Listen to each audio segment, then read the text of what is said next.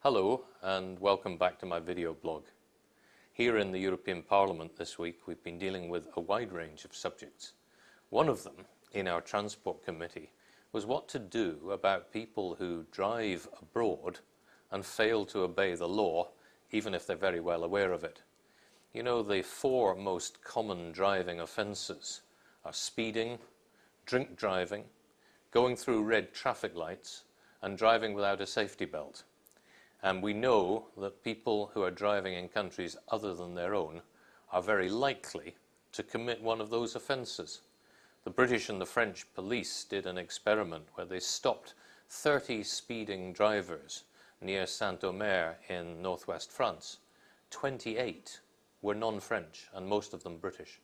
And that's why our Transport Committee this week has adopted a law which will come to the floor of the House soon, which would make sure that anybody caught drink driving or speeding or going through a red light or not wearing a safety belt in another country would pay the same fine as any other native of that country, and that fine would be enforced by their own government.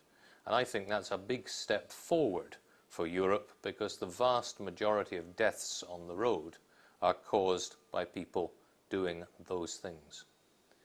We've also dealt a lot with foreign affairs this week.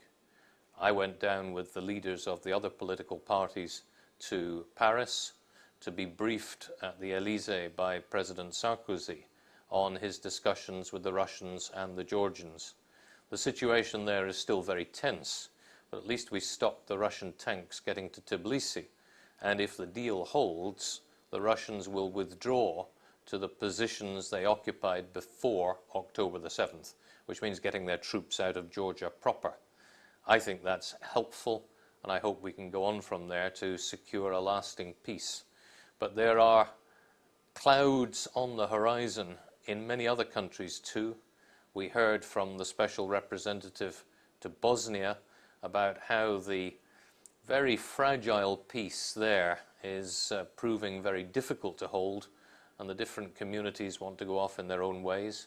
We saw a summit between the European Union and Ukraine where we looked seriously at how the Russians are trying to destabilize, particularly the eastern part of Ukraine, and one can never exclude the possibility of conflict there. So there's a lot on our agenda.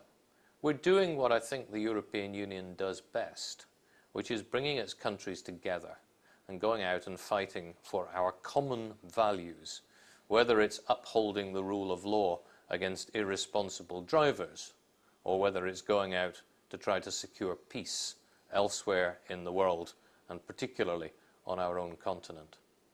If you'd like to know more about any of these things, please drop me an email to my website, or listen in again next week and to subsequent podcasts.